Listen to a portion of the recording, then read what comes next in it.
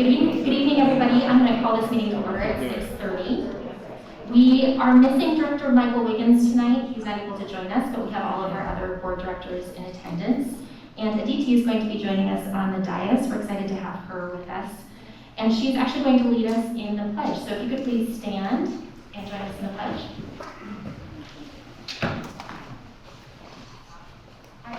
Allegiance to the flag of the United States of America and to the republic for which it stands, one nation, under God, indivisible, with liberty and justice for all. Thank you. We will now move on to agenda item 2.01, which is an action to approve our regular meeting agenda. May I please have a motion to approve agenda item 2.01, action to approve the regular meeting agenda? I move to approve our regular meeting agenda. I second. Director Miller motioned and Director Pagnelli seconded. Director Pendergraft, different P, seconded. Do we have any discussion? So I will call for the vote. All in favor? Aye. The approval of agenda item 2.01, action to approve the regular meeting agenda, passes 4-0. And that takes us to agenda item 3.01, which is our public comment section of the meeting. And just as a reminder for everybody, each person will be given 3 minutes per topic to comment, and a maximum of 20 minutes per any one topic will be allowed. Speakers whose comments are less than 3 minutes in length may not defer their remaining time to others. If there are multiple speakers on one topic, speakers may be limited to points of view not yet expressed. Any person wishing his or her comment retained as part of the permanent record may submit a prepared statement to the board secretary prior to the oral presentation. The president may interrupt or terminate an individual's statement when it is too lengthy, personally directed, abusive, obscene, or irrelevant. Comments and concerns relative to district personnel will not be heard in public. Rather, they should be directed through the complaints concerning school personnel or programs, which is policy 4220. Formal presentations must be scheduled with the superintendent in writing no later than Tuesday noon, 1 week preceding the regular meeting. And per board procedure, we will not answer or respond to any questions posed by a speaker tonight, but we will follow up by email if requested. So before we begin this portion of the meeting, just as a reminder, we currently have a mask mandate, which we're excited to say is coming to an end soon, but because it's currently in place, I need everybody to make sure that they have their nose and their mouth covered so that we can have an open public meeting. So we are going to go ahead and invite Warren Iverson up to the microphone for us. Hey, for clarification, can I take my mask down this week or not? You actually have to keep it up, yes. Thank you. Thank you. So, good evening. Very pleased to have this opportunity to address the board. I'm going to give you some brief background about my interest in the school district. In 1927, a classmate of my mother's came up with the name Tahoma, when the 3 districts merged: Taylor, Hobart, and Maple Valley. That's how it came about. In 2004, she attended the historic high school grand reopening remodel, which was also her 75th class reunion. And at age 93, she was the only classmate to return and celebrate. I have a brother, sister, daughter, and son, all attended home and graduated. But wait, I'm still not done. Valerie knows I have a granddaughter that's going to graduate in 2033 and another in 2037. Talk about future ready, I'm there. I'm still active and involved and want to attend those CTE classes we heard about last meeting. In case you don't know, that's not from the brain injury of the football players, but CTE is different. What a huge success for the district and the students in the district. Over the last 25 years, little history, I've attended several school board meetings because I was concerned about children and the direction of the board and the district. The district had many levy and bond issues fail repeatedly. Every levy I supported passed. Every levy I did not support failed. I was publicly rebuked by the head of the school board at a public meeting for being a local businessman and involved in community affairs and not support the district. Why? I told them they had stopped listening to the public and needed to listen to other voices, not just the teachers, administrators, and PTAs, the people that typically attend. Listen to the parents and voters. I was selected with others, along with others, to be on various school committees, provide outside thought and input to the district. It was very messy and confrontational at first, but the school board finally listened, and then they formed committees. A bond for the remodel of the historic high school had passed in 1998, but funds for the item were never authorized. After several more failures, but finally in 2004, the historic high school was remodeled and completed. Historic because it was a new high school in 1927, and as you know, it's been a junior high, elementary, and middle school. The school district and committees were somewhat on the same page, and levies started to pass. Much later, we passed a bond issue to build the current high school with nearly a 70% approval. What a victory! Not for the board, not for me, but for everybody, for the public. It's our school district. That's what you have to play. Someone coined the phrase, promises made, promises kept. I don't remember if it was Lori or Mike or who did that, but that was not just a slogan, that became reality. That's what allowed the rest of these bond issues to pass. Finally, my advice to you is to form committees with people here in this audience. And again, it'll be messy and confrontational. Listen to the concerned voices, not for a 3-minute speech, but for the betterment of the school district. Society was woke in 2020 and 2021, but with the Zoom meetings, the public is involved, is awake now, and demand a voice, not just in masking, but what is taught. You can win the battle, but still lose the war. You have to engage with the people that are not great supporters. I urge you to listen to parents and not personal agenda. With that, concludes my. Thank you very much, Warren. Thank you very much. We- Warren, can I have the papers? I'm sorry? Can I have the papers? Sure. Thank you, Warren. Next, we have Bill Klausmeyer.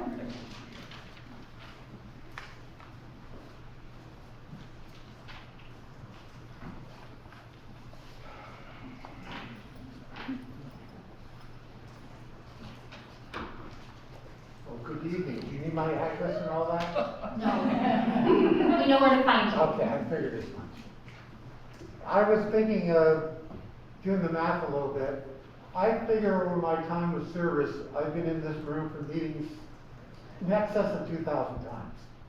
First time on this side of the podium. I'm here to thank Val.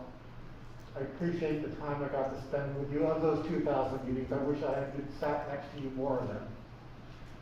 I appreciate the diverse opinion you brought to the board, the grace you've always shown in our interactions, and your commitment and heart for our kids. So, thank you, Val. That's all. Thank you. Thank you, Bill. Next, we'd like to welcome Shandy Lawson to the podium.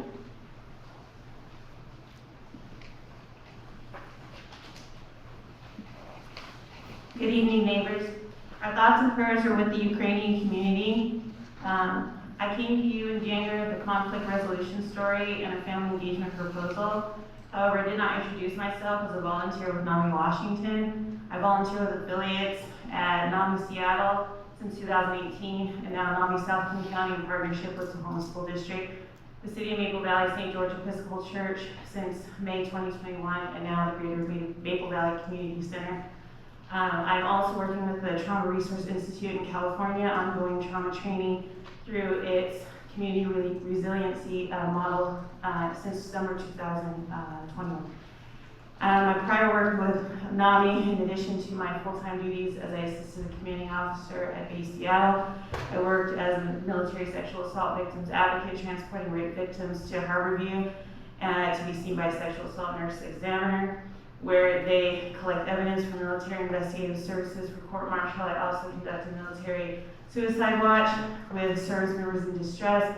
With that, I sat with Allie, the program director, and Cindy, the program assistant, with teams at the Maple Valley Community Center, at the Teen Den, which they meet on Mondays and Tuesdays from 3 to 5 p.m.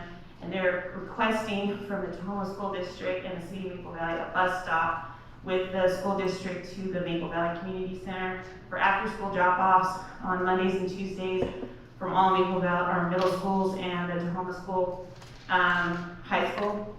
Unfortunately, not all students have access or transportation to the teen den and the community center after school. The community center is a bus, has a bus that can only transport a few students from both the middle schools and the high schools.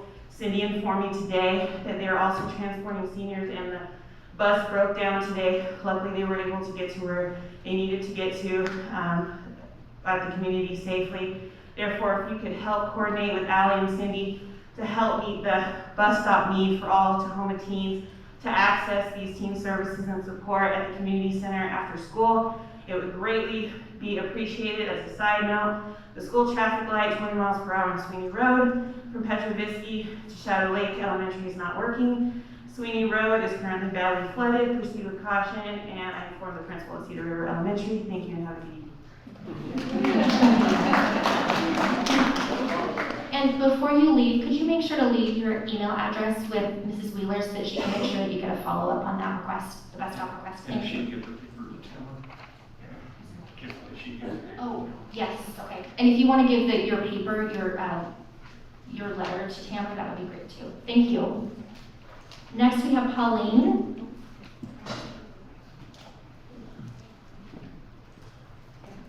Hello, I didn't prepare any.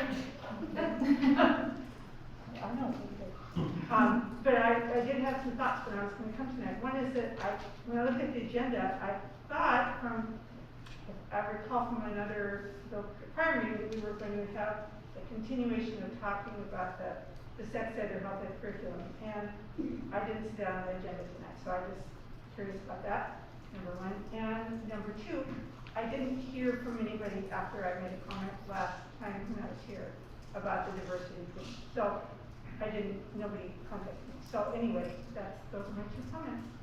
Thank you. Thank you, Pauline.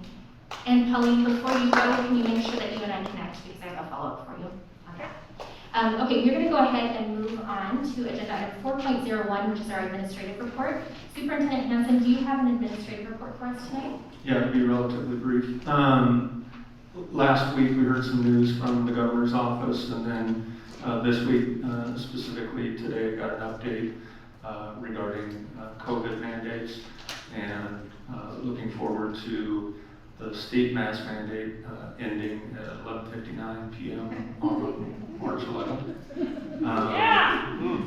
Also looking forward to even potentially more significantly modifications to social distancing requirements that we have, as well as interested to see what happens with contact tracing, which have been labor intensive across the state. So expecting an update from the State Department of Health next week to answer a number of questions, but there's a lot to look forward to going in the right direction. So that'll be it for me. Thank you. For agenda item 4.02, we have our student board representative report. And Aditi, do you have a report for us? Yes, I do. Hello, everyone. So if you guys didn't know, today was the first day coming back from the winter break. So through the break, students just overall got a chance to relax, especially in high school. Like you guys probably know, it's very hectic and whatnot.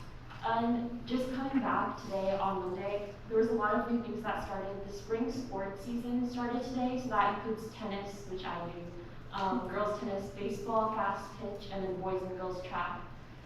And then also another thing starting this week is just registration for classes for next year. So this week, juniors are going to be registering for their senior year classes, and then the lower grades are going to be registering in the following few weeks.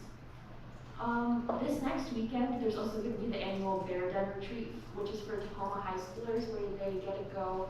It's kind of like a leadership camp sort of thing. This year it's going to be in Black Diamond, I believe, but usually it's somewhere else. But basically, it's just like a good opportunity for students to learn more leadership skills, get to know one another, especially with COVID and like not getting as much social interaction. This is like a good opportunity that like the last couple of years haven't been able to have happened, which is really good. And then overall, there's a lot of like things to celebrate. For example, boys basketball is going to state, which is really exciting. I believe there's a district choir festival this week as well. And there are just many other activities that show like the hard work students have been putting in. There's a DECA competition this weekend as well. And for those of you guys who don't know, DECA is basically a marketing club at our school. And like that's just one of the examples of something at school that really teaches students important life skills. Like at our school, Tahoma, there's a student store, and the people in that club, and I believe in like the retail operations class, get to work in that store. So they work as cashiers and they sell items to students at school during power hour and whatnot. And I feel like overall, that just allows them to learn valuable like customer service skills and just allows a way for them to also earn money to use for their activities and whatnot. And then overall, the school is just doing a lot to really encourage a sense of community. It's like some fun things. This year, I don't think we've had this for a while, but we're doing a Battle of the Bands competition, which I think is pretty cool. And there's also going to be like a Mario Kart tournament, which is fun. And then overall, Superintendent Hansen kind of touched on, obviously the mask mandate is going to be going away soon, and guidelines will be changing on that. We're not really sure how that's going to go, but we're glad that it's coming to an end. And that will be it. Thank you very much. Agenda item 4.03 are our board director reports, and Director Peggy Nolly, if you'd like to kick things off. Sure. So of late, I have been doing a quick book review, and so tonight I'm going to touch on a book that I've started, and by virtue, the reason I started this book was I had the opportunity to join my sister, who is a doctor of veterinary medicine, and she was at a conference outside of Phoenix with a number of her colleagues, and she invited me to join her. So I attended some of those sessions with her while working when they were in their coursework. But this is the Practical Handbook of Veterinary Homeopathy, and it really is a gift to those of us who have pets, to who we trust, who they trust with our safekeeping. So it's an opportunity to get closer to those furry critters in our life and how we can be of better service to them. So I'm enjoying that book. I want to thank the group of PTA and PTO reps who came together for a work study I guess that was 2 weeks ago now, not quite. And I really appreciated the opportunity for difficult dialogue and some wonderful questions that came forward. What I was fascinated by, though, too, was those sessions are not one where we get audiences like this. I would encourage you to watch for those agenda items, because a lot of the questions that you may have in your own minds are being brought forward in those settings.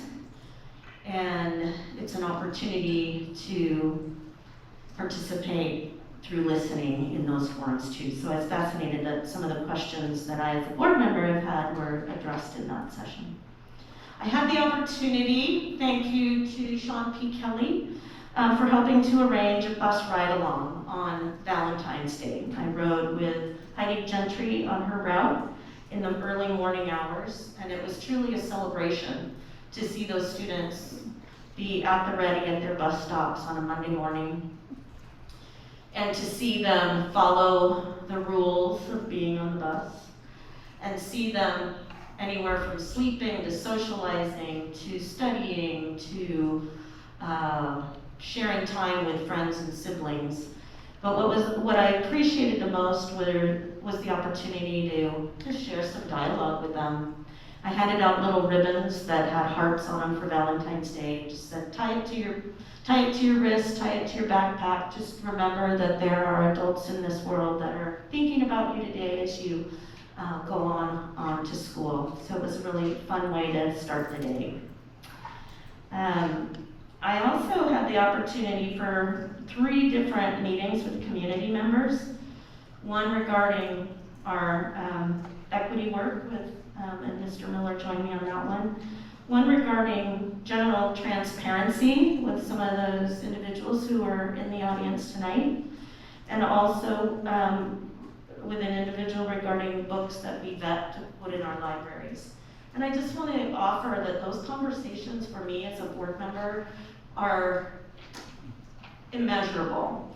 because it gives an opportunity outside of the setting to hear voices and to understand how others are viewing the work of the board and where we may have gaps in our understanding or gaps in the voices that we need to be listening to or that we need to incorporate.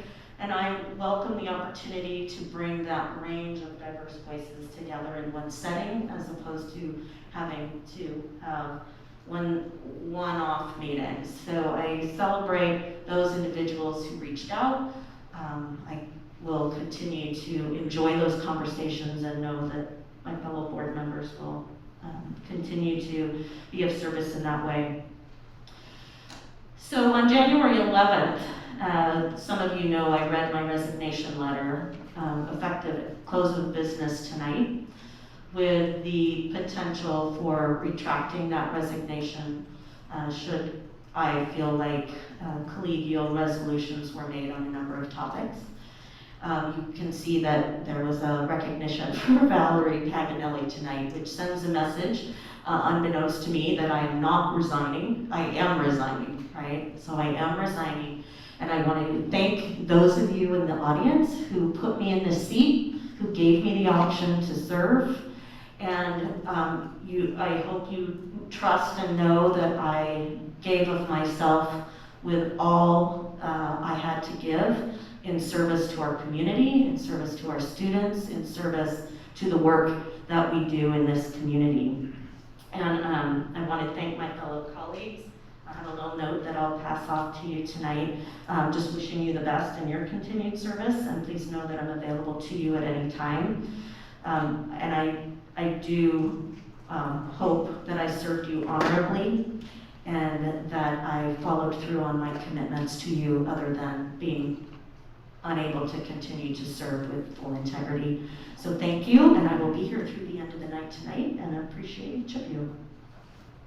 Thank you, Val. And Director Miller? Yeah, just a few updates here. One, I just wanted to recognize that we're on a Monday, another Tuesday is normal, and tonight is also a kind of monumentous occasion for the City Council. And President Hollowell and I were able to attend the meeting 2 weeks ago that and provide some recognition for Councilmember Linda Olson, who's also stepping down. This is her last meeting as well, and we would have been in attendance over there tonight, but super thankful, very, very thankful for her dedicated service to the city and all of the citizens, and her partnership with the school district. She's been a tremendous partner with us over the years, and so we thank her very, very much. A couple of things I wanted to touch on relative to finance. We have kind of on an ongoing basis, we've been talking about this the trajectory that we're on as far as our fund balance and where we're headed, and we've been talking about the forming of an ad hoc committee that would involve members of the community, staff, and so forth, to further that work, and have had a couple of meetings in the last few weeks to talk about that. So that's continuing to move along. I just wanted to give you a quick update on that. And then also, relative to finance, some early budget planning. Last week, I had a good meeting with Bill and with Lori to talk about some of the early work that we do for budgeting in the next year relative to assumptions that are made going into that process, and refining those and making those as precise as we can. So very terrific sessions with them. We're getting going on that, and so you're going to start to see that proceed here over the next few weeks and months. A couple things, Aditi, in your remarks that stood out to me that I wanted to mention as well. DEC is a fantastic program, and I was a judge for the state competition that you mentioned 5 or 6 times, and the caliber of students that come through that forum and the things that they learn and the abilities that they have because of the programming that they receive in schools across the state is just tremendous. And they are being equipped to go out into this world and be successful, and it's really exciting. So glad that we support that program as well. A couple of other things that are going on. We the People is happening again, and that group was successful again down at state, and expecting to head off to Washington DC. Bare metal, our robotics team at the high school, is getting going in competition season, and that's going to get started next week. Some really exciting things going on there too. Different kind of competition, but in the same light as the spring athletics that you brought up, and just a lot going on for our students and a lot of joy for them, and getting to put these things to work that they've been working on. So I'm excited there. And then one last thing that I wanted to mention, I attended a Tahoma Behavioral Health Collective meeting. I'm just pulling up a note here, excuse me. As you know, that group has had on a quarterly basis some events put on for the community, for our students and for our parents, to help with a variety of wellness types of issues. And the next in that series is coming along on March 22nd from 5 to 6 at the high school gym. Steer Straight is the group that's presenting for us, and the topic is substance abuse awareness. And it's a community event for middle school and above. There's a registration link on the TSD Wellness page. And there's going to be an email coming back here soon to families and to staff about that event. So keep your eyes peeled for that. Again, it's March 22nd, really tremendous event and some wonderful experts in that field. So, and a challenging issue for our community as well. So, well received and excited about that event. So, that's what I have. Thank you, Director Miller. Director Pendergraft? Yeah. Let's see. I was able to have breakfast with a couple parents from the Fentanyl group yesterday morning. That was nice, just to kind of catch up and find out what the future plans are for their weekly meetings. That was a good update. This week there will be something posted to their page that's going to be Songs for Charlie, I think it's called, and it's just more kind of information, education, and experience about what's happened with another family and the drug crisis that we're all experiencing. I had a really fun morning. I went to the kitchen at the high school, and as a parent and as a teacher, I never really had the chance to ever go into any of the cafeterias and get behind into the kitchen and kind of see what was going on.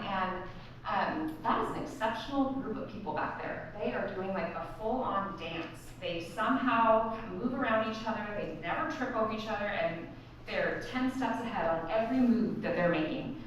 Karen Olson is pretty phenomenal in terms of her ability to plan out the quantity of food that these kids will be consuming during that short amount of time.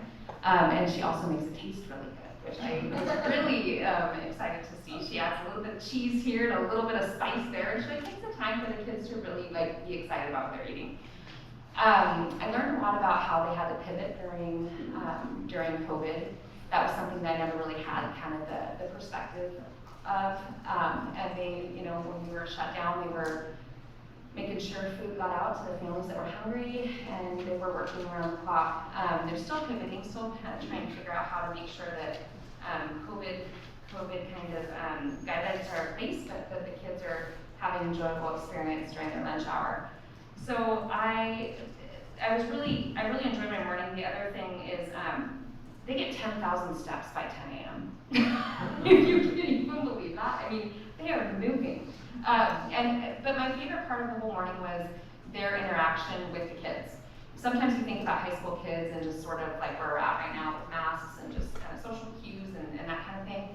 And so I really didn't know what I was gonna experience, but I got to help them serve the food. I was probably more in their way than anything else. But the kids were just like, they engaged with them so much. And you think about that, and that time of day, they're getting their bellies full and they're saying hello to somebody that knows their name so much of the time. It's just another adult that loves them and cares for them and is asking how their day's going. And I love that. A couple times I kind of got a little bit of a lump in my throat just watching them with these kids, and they're really excited to see them during the middle of their day.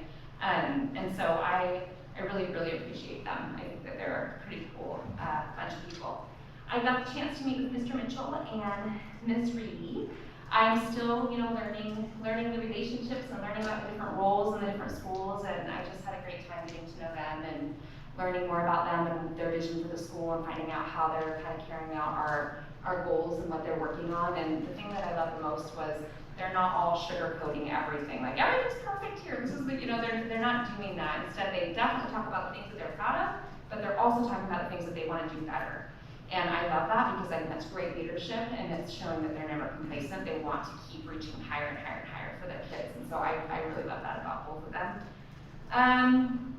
The legislative, as far as legislation goes, we have less than 2 weeks that remain in the legislative session. Still watching the different bills that are coming through. One interesting bill is House Bill 1723, and it addresses telecommunications access and closing the digital divide. And that one's interesting to me because I remember during COVID, I know that I had a lot of friends who had trouble getting on the internet and being able to kind of log in and be a part of the classroom experience.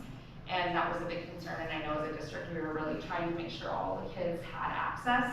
But this bill is interesting because it's going to work to kind of close that divide. So it'll be interesting to follow that. That's House Bill 1723.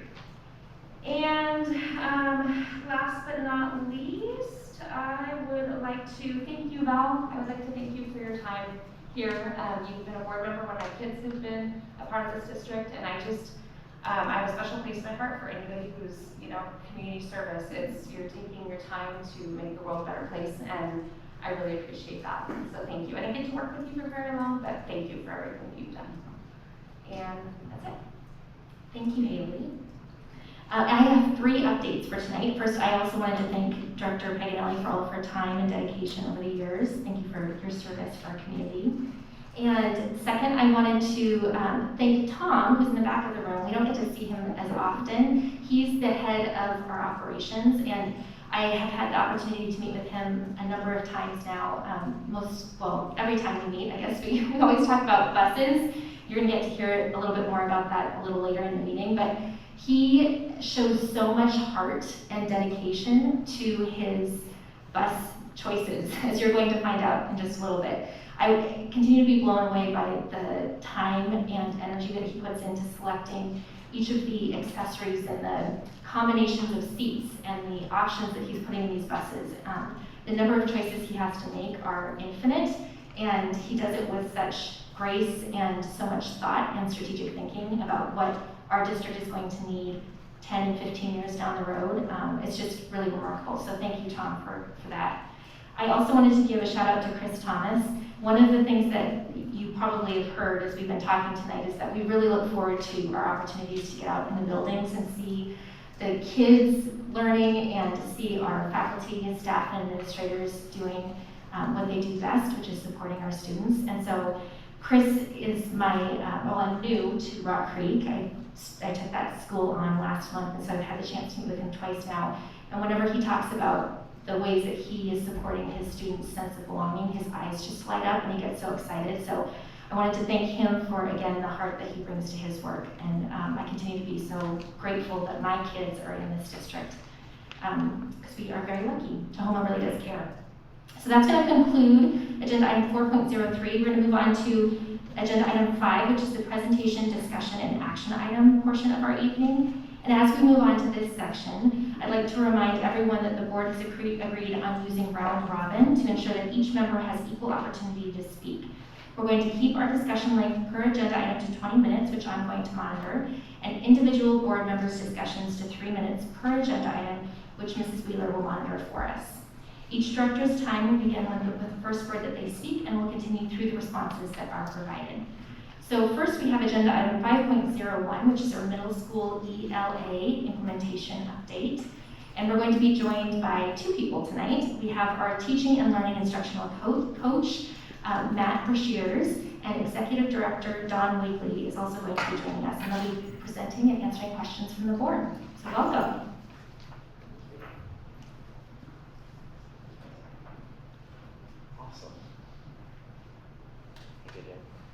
First off, thank you for inviting me to come back and give you an update. My name is Matt Brashears. I'm an instructional coach in the district, and I've had the pleasure of being able to help get the ball rolling.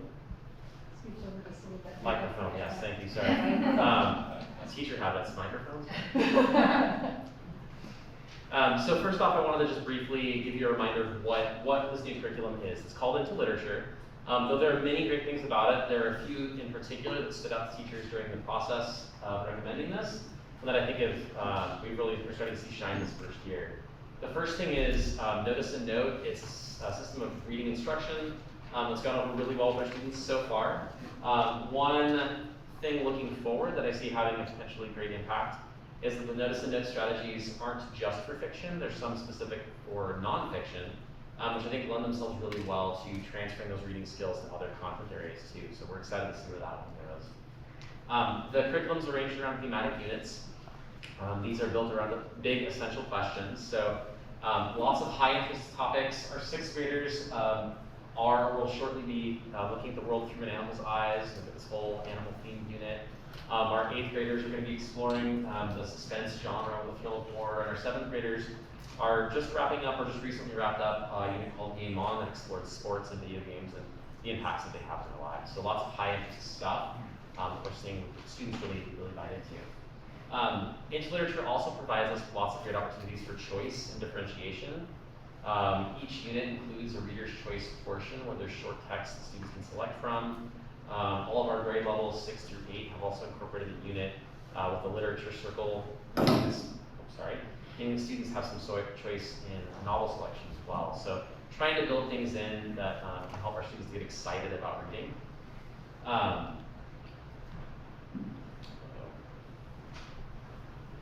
may have taken off that. There we go. Which might just... Yeah, great, thank you. We're seeing multiple assessment options. Just click on it here. Perfect. And lots of different ways that the curriculum provides some scaffolding or support for students based on the reading and writing needs. Apologize, AJ, I'm going to make you work for this one a little bit. No, so if you want to give another shot, yeah, plug it back in. Perfect, thank you. So this might look familiar to some of you. Hopefully it looks familiar to you. This is just a graphic representing where we've been and how we got here. The whole process we went through to select a curriculum, to make a recommendation, to get to where we are now. Just a couple things that I want to highlight again. Back in November of 2020, we had our equity team reviewing materials. In December of that year, we had a community input meeting where we presented this to parents and community members.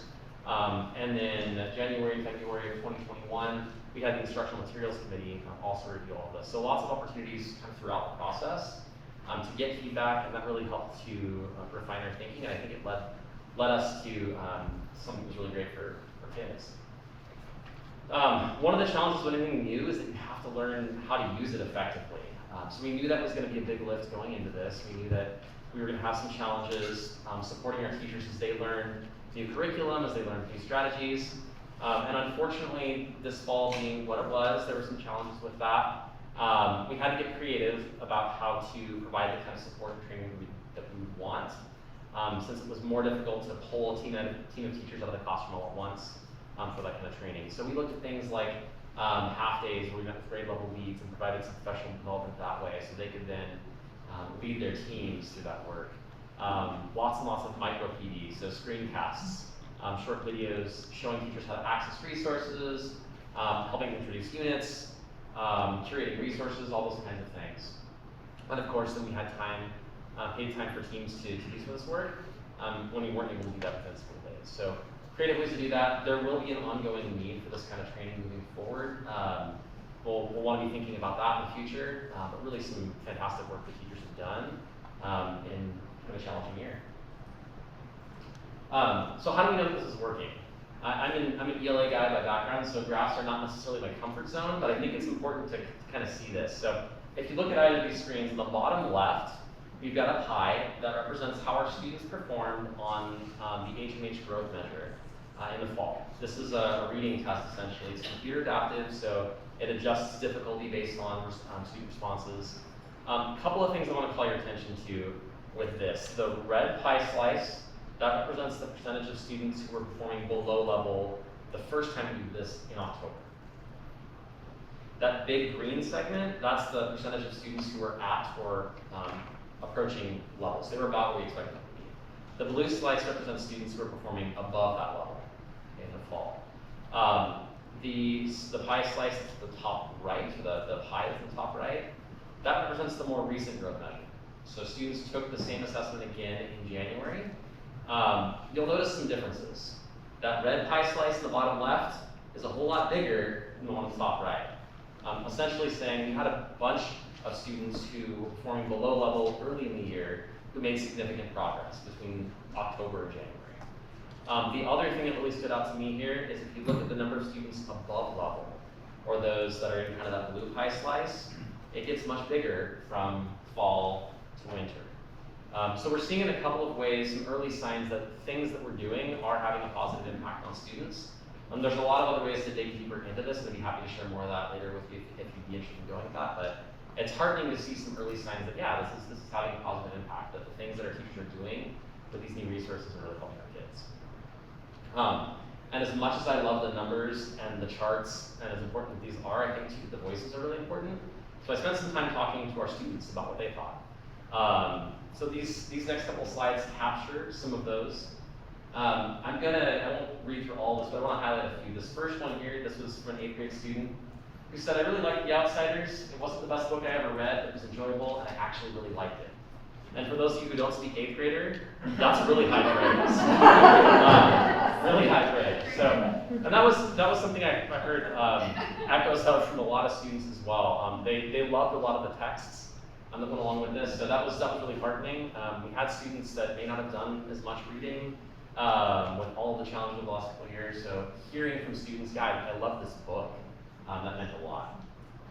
Something else that I think was really impactful, if you look at that third quote, the student who shared this with me was talking about essentially this personal connection she made, right? She was reading this text as part of a unit, exploring technology and its impact on our lives, but really what this was about was her relationship with her dad, which was super cool. So we're finding ways that students are making connections and really making these things a part of their lives. I will tell you, every 7th grader I talked to just wanted to talk to me about Spider-Man. They read this novel, Miles Morales' Spider-Man, which was a really high interest read, lots of great conversations around that. Again, kids were excited to read, which is fantastic. Something else that I thought was interesting though, unprompted, I had a student, if you look at that kind of bold one down at the bottom, who started talking to me about the actual physical textbook. Now, I don't usually like textbooks, but the H&H ones were better because you can write, annotate, and doodle, which helps some people focus as you read. So here's a student recognizing, oh, there's some strategies built in just with the physical book that actually really help. And it was cool to see even 7th graders kind of recognizing that as another tool that we have available to them. Lastly, some notes from the 6th graders. Just want to highlight, they talk about notice and note strategies. They talk about Writable, which is another component of the curriculum, kind of the impact that had. And then one of my favorites, I had a student who talked about this story called The New Kid, and how she related to that. This was a story about a student who was new in school, didn't really understand how things worked, felt really left out. This is a student who, felt that same way, but through that story was able to feel connected with school, right? We talk about belonging, that's belonging, right? And that's belonging through the curriculum. So that for me was really powerful. And I still remember that hallway conversation about the particular kiddo. What does it look like? Well, I had a number of teachers that were willing to share some visual examples. The 6th grade curriculum includes the short story zoo. It's about an intergalactic zoo. It's fantastic. Becky Doubles shared this from her classes. They went and just designed their own intergalactic zoo animals. They're taking the text and kind of expanding from that and furthering their conversations. We see classrooms where teachers are doing creative things with the notice and note strategies, where we see students using these annotation techniques in their own books. We see teachers taking things directly from the text and kind of giving it their own spin. So lots of ways that all that's happening. But more importantly, we see kids, right? We see kids talking to each other. We see students engaging with text. We see students who are growing in confidence as writers. So we've got a long ways to go. We've got a lot of learning to do and a lot of supporting to do still along the way. But I'm really heartened by the fact that there's some enthusiasm. There's a lot of early signs that things that we're doing, choices that you've made, are really having a positive impact on our kids. Thank you, Matt. Directors, do you have any questions or comments? Haley? I just appreciate the choice. I love that. I think it speaks really clearly to our equity piece in our goals, that kids are able to, find what speaks to them and then go that route. And I think that's huge. And we did get to see that during our tours. We were able to see some kids, you know, each of them doing different things, all kind of centered on the same project, but they were doing it in ways that worked best for them. And so I really appreciate that, and I'm really excited about your progress. Holy cow, that's awesome. In just 3 months. So I'm excited to see how it continues. Thank you. Director Miller? Yeah, I'll kind of echo that. I love the through line of this entire process over the last several months. I mean, seeing it, both the tour of schools, seeing it in action, and then other visits that I've made to the middle schools is really exciting. Obviously, we talked about it at our site plans back in December, and the goals we have around this area. So it's exciting to see the promise from there, and then to get to see the action and now kind of see the result with you know, the progress that we've made so far. So I just really appreciate the thoughtfulness that went into this, and thank you for this presentation for informative. Director McNally? Thank you for being here tonight and giving the update. I was reflecting back on June of 2021, and we were not sure where it would lead us, but we were hopeful. And I appreciate including the student voice as well as data, even if it's not it's not the only measure, but it is a component that helps us to identify the impact that we're having. I guess I would have one question, and that is, if there's one thing you could change at this point, looking back over the last almost year, what would it be, and what could we learn from this sort of adaptation within the district? I think one of the real challenging parts of all of this was not knowing exactly what would be possible in terms of the kind of support we could put for the new curriculum materials. You know, our vision going back to last June was very different than the reality we were kind of faced with in August. I wish that we would have known more of that, could have kind of been able to make some more of those decisions then. I think it might have made the very beginning of the rollout a little bit smoother and easier.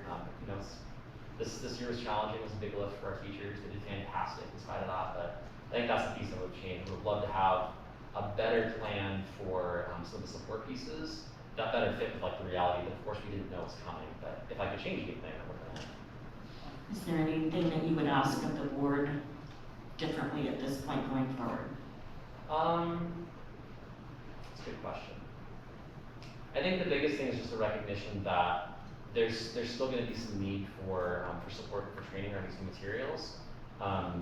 We've managed to make a lot of things work, and teachers have really done fantastic work in spite of the challenges, but ideally some of the training that we would have loved to roll out earlier, we'd love to look for ways that we can do that. So looking for support with that, whether that's looking at the time or the funding or whatever we need to accomplish that as we're thinking ahead to next year. That's probably what the biggest need I think is going to lie.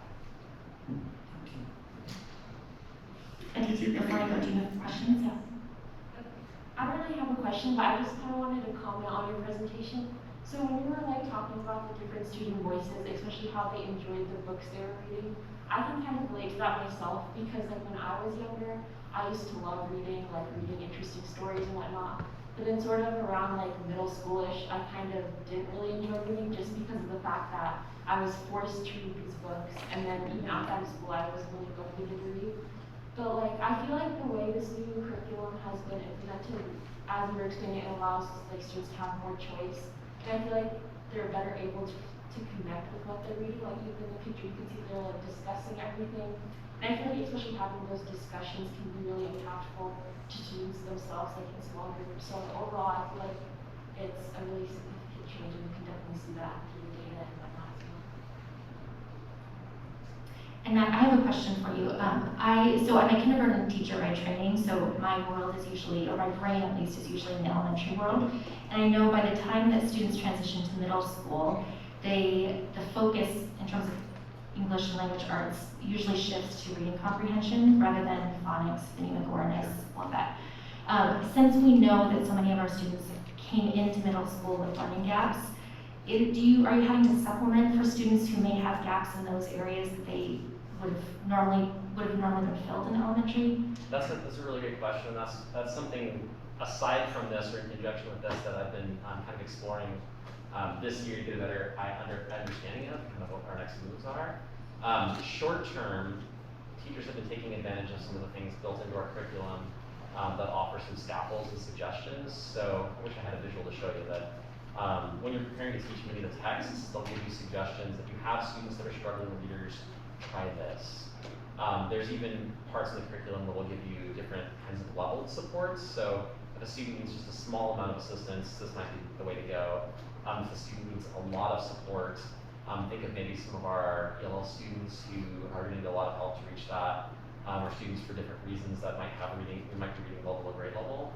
So those kinds of tools are there, and that has been one thing we've relied on. I think that's an area that we can definitely learn more about what does the resource have to offer and how to use it better. Because yeah, that is a shift, and I think a lot of secondary teachers aren't as accustomed to thinking about those kinds of gaps. So that's something we've been looking at and exploring how we can better use that with the resources we have. I know in the elementary level we have the wrap paras. Do we have anything like that in the middle school level? That is a great question. Not exactly.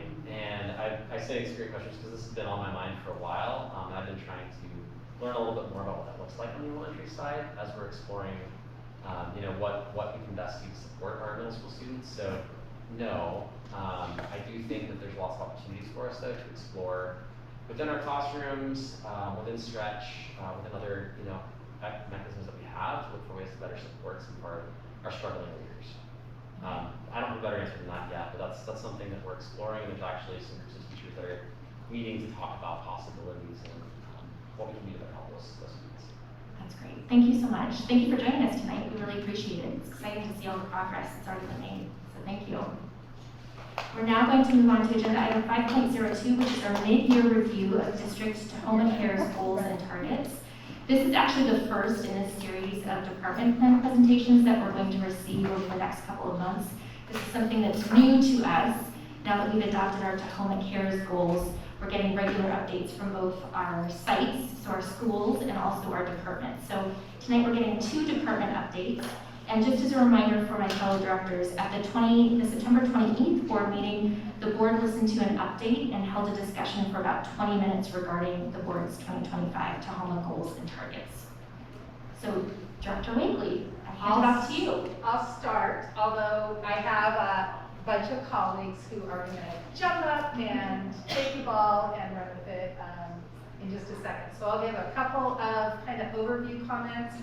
And then Annette's going to provide a little bit of an overview with maybe some of her colleagues around special services, and then Merritt is going to bring it home with a little update on TML. So you'll remember that this is all anchored in board policy and procedure connected to annual 5-year targets, but then also goals and targets, but then also how that translates year over year to what happens. And so I provided just a little tiny reminder to you about where we're at, and we're at that February mid-year update. And I just couldn't help but to flash back 1 year. And if you remember a tiny bit more than a year ago, on February 3rd, we were all online, and this was the outcome of the work of our cafe. And if you look at the engagement that we had from our stakeholder survey that was in December of last year, all the way through to our work that culminated in the board looking at our goals and targets overall last May, we had over 3,500 stakeholder voices represented, which is pretty darn amazing. And so you've seen kind of the little graphic here before, but just kind of a reminder about where we've been and where we're going to. And I highlight those 2 green parts that are really the site plans and then the work on the department goals, because that's really the kind of hot work that we're on right now. As we think about that, we're really trying to be intentional and thoughtful about trying to realize that through line. So all the way from our board goals and targets, all the way down to the work. And I love the timing of tonight, having had Matt do his presentation right before ours. really, I think, helps to bring to light that we have these board goals and targets. And as you think about the comments that Matt made in his presentation and really the connection points that he made, there's all sorts of connections that we can make to our board goals and targets. And so you actually have a chance to be able to really see that through line coming through all the way what happens in the classroom. So that's exciting. So as we think about this, our strategic plan, think about our mission, vision, and values as a school system. These are all slides that you're becoming very familiar with because you get to see them every single time when I come up in front of you. But as we think about those board goals and targets,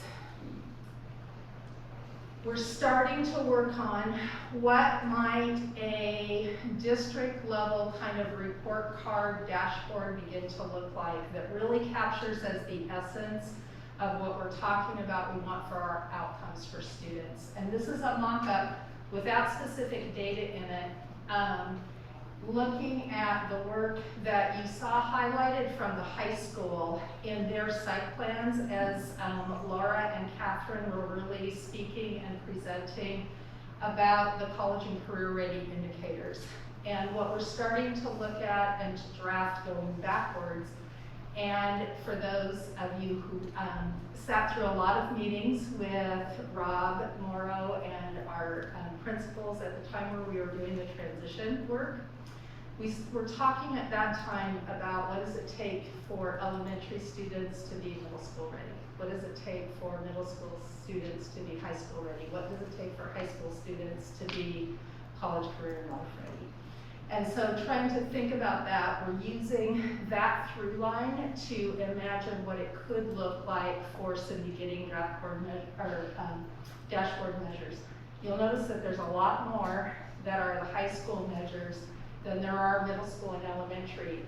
That's a very incomplete list intentionally because we wanted to have the ability to really engage our middle school teams in thinking about what some of those measures are that they think are going to be the most powerful ones as we imagine what does it mean in translating that, being middle school ready, being high school ready, and then of course we know the measures connected to college, career, and life. So we're excited about where that's going. That gives you just a little kind of inkling into what we're starting to look at, and lots more to come there. I'm going to, you've seen our board goals and targets. I'm actually going to click over because I want to give Annette a chance to be able to show you and actually share. So what does that look like as we think about the through line going from our board, or our district, goals and targets and to the department level, because that's really the work of tonight's mid-year update. So I'll let Annette start there. Hopefully the rest of the team is coming. We're here. We're here. So just even sitting there and I think about all the conversations we've had about, well, what is the special services part? What's the teaching and learning part? And we're the first two departments tonight.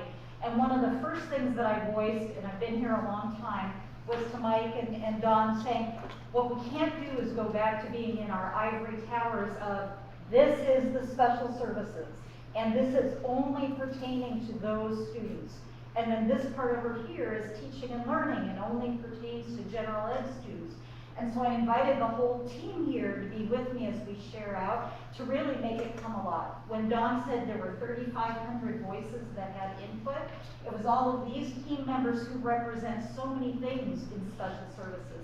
But what we represent in there is that special services is a part of general education.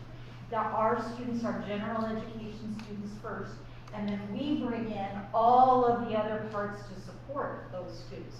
So it isn't, I stand over here and Dawn stands over here, and we've known that for a long time, but visually and the stories behind it are what we really like you to hear that go with the goals and targets. So the first part is special services represents students who receive ELL support, students who receive special education support, students who receive 504 accommodations because they have some form of a disability and deserve accommodations to access general education. Some of our students are students who have social emotional needs.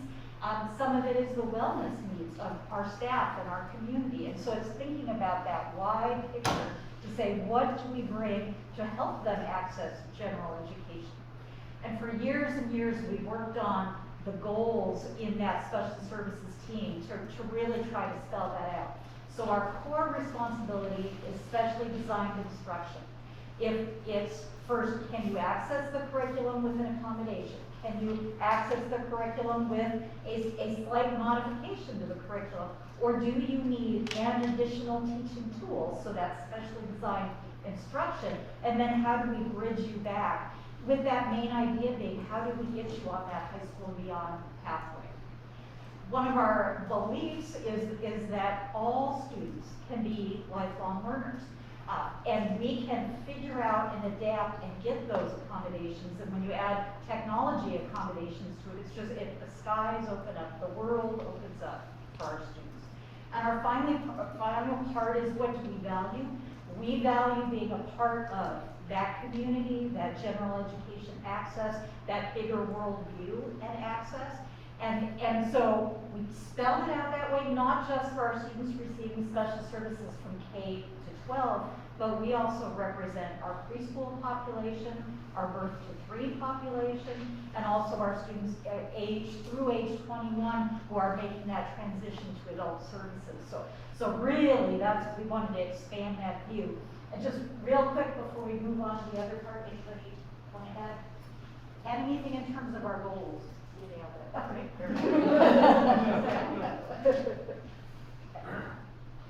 So then, when you think about those 3,500 voices, and I think, Dawn, maybe it was 5,000 hours of time. So what we did then is we had to look and think, well, what does equity mean in that view of special services? Out of those goals and targets, what part are key actions for us? And so I'll give you a second, and I know it's difficult to look here if you're looking on that or on your own computer. We wanted to call out just a few for you, but this is what we think right now in the first pass through with thinking about the goal and the target, where that fits. So in equity, it's about diversity and inclusion. And it's really thinking about those inclusive practices. How do we give students access? And Matt was just talking about it. How does that general education teacher use that new English language arts curriculum to help those students that are struggling with accessing that material? Before we decide, well, it isn't that you can't access it and you need another curriculum tool, it's how first do we help, and then what else can we do? One of the measures for that inclusive practice, is the least restrictive environment. That's what we have over on the dashboard measure. And our not new, now we're losing her, our state special services director came in about 5 years ago into Washington State and said, you know what? I see a lot of your students as I come from out of state in the entire state of Washington really are excluded. They're in a more restrictive environment. We were serving them in higher percentages for pullout instead of supporting them in general education. So she went to the legislature and said, I think there's a way to help turn this around, and I think we do it financially. We say if a student is in the general ed setting 80 to 100% of the time, we give a school district more funding, not less funding. And before that, it was working in the opposite direction. Big change in your thinking when you're a school district thinking about, well, what is the best way to use our staff? Well, if I'm going to get better funding to have a teacher co-teach with a general education teacher, and together they're figuring out how to accommodate students with the curriculum, then we might be able to have a better impact for those students. If we have a student who needs a one-on-one paraeducator, why would we encourage that team then to pull them out to a separate setting when they could actually be learning better with their peers in their classroom and that model, and teach that paraeducator, how do I help the student access the modeling of the peer instead of I can only talk to this one-on-one person that's with me. And what we think the dashboard measure will tell us is that we can change that least restrictive environment and have more of our students in those other settings. So it'll be interesting to see over time. Right now, we're just at the collecting the baseline data, but that's an example of the state really helping to think about measures for that tool. Climate and culture is that whole safety idea. And as you know, some of the surveys that we've done for our students, part of what we do is, are you feeling safe? If your social emotional needs are making it hard for you to control yourself, how can we teach you those skills so you have better understanding of this is my body right now is activated in a kind of a red zone. I need to seek an accommodation to calm myself so that I can open up and be ready to learn again. How can the adults around me teach me the right skills to be able to access my education and calm myself down? And so it's using that right response, which we talked about a few weeks ago, that training. How do we de-escalate the situation? How do we calm the student down and allow them to feel safe and their peers to feel safe in the classroom? That's one of the ones we said was under construction for dashboard measures.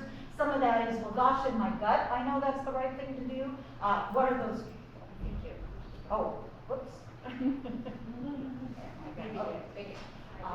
And so how do I signal to myself, and then what, besides my gut telling me, what kind of data will we use for that? So that's why that one is under construction. The next one, high expectations. Systems of support for the mental health of our students definitely is part of what we're helping to grow in that area. Anything you want to shout out on that one? Maybe a little bit about the cell lessons? I think with that one, with the cell lessons, we're trying to make sure that K-12 or P-12, that we have some kind of SEL going on right now. We have through 9th grade, and so looking at adding that 10 through 12, and obviously that's academic time that we're utilizing. However, we know that social emotional learning is important too. So right now, this year, we've really honed in on what we're making sure to deliver at elementary, and then middle, and then 9th grade, and then next year we'll look at 10 through 12. So we have curriculum, hooray, and then so it's really utilizing the rest of what we have. So I'm excited about that. And then another measure for that one is that climate survey from our students. How are you feeling about expressing and sharing those feelings? And as you're using that curriculum, are you understanding yourself more and able to express that more clearly? Wellness, so systems of support for our curriculum, for our student experience, for the mental health of our students, and also for supporting our staff members. And some of the things we have in there are the tiered systems of support, the cell para-educators, the school counseling tiered systems of support, the suicide prevention training that we've shared with our staff, and I'm trying to think if there's a wellness.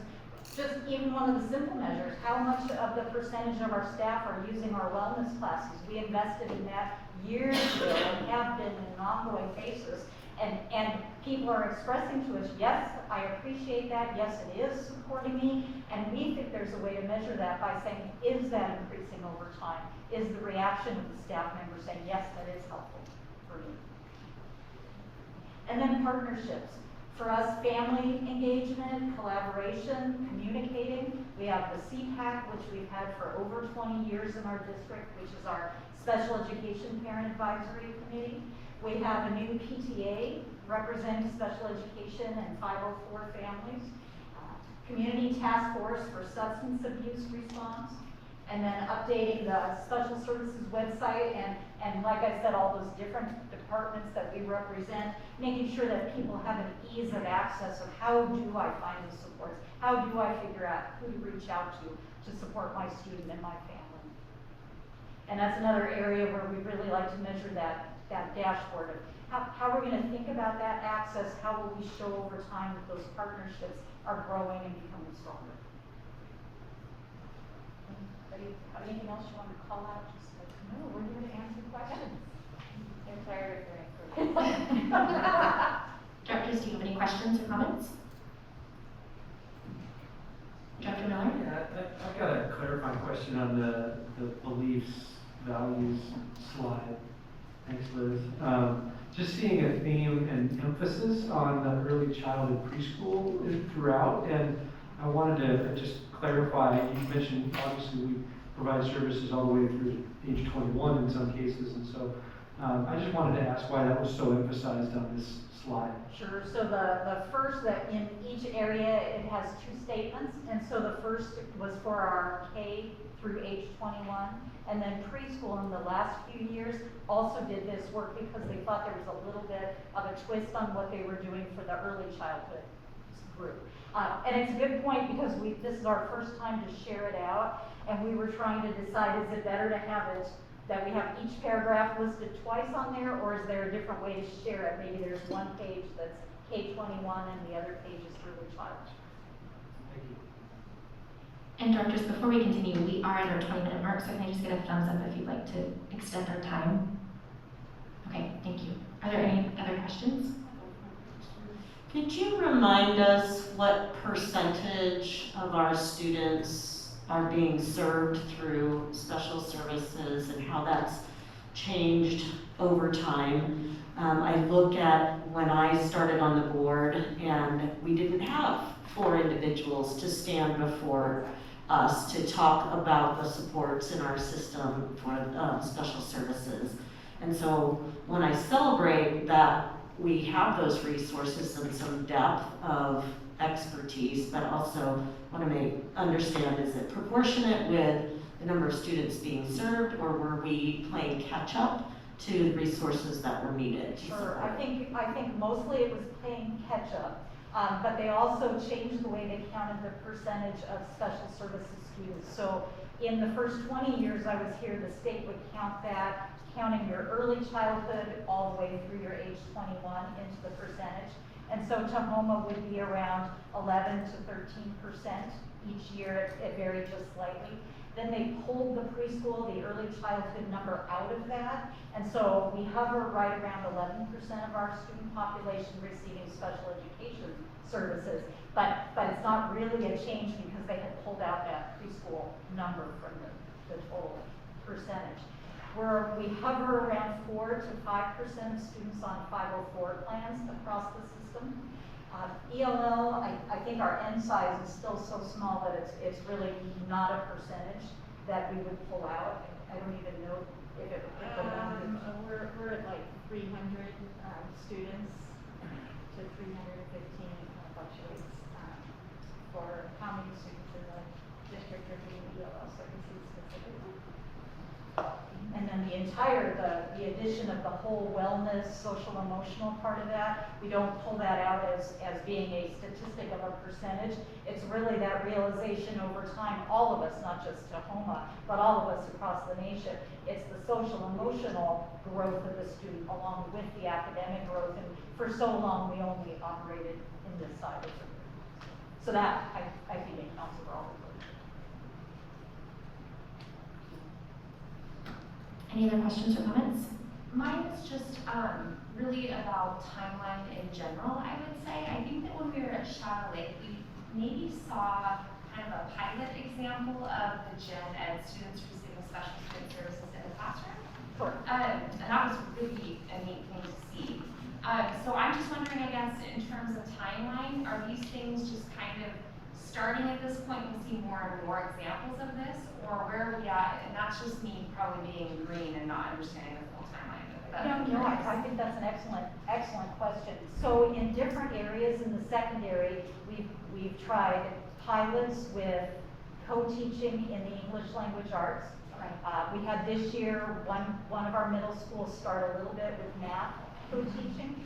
Next year, our high school is looking at staffing to do the English language arts and the math with a co-teaching strand.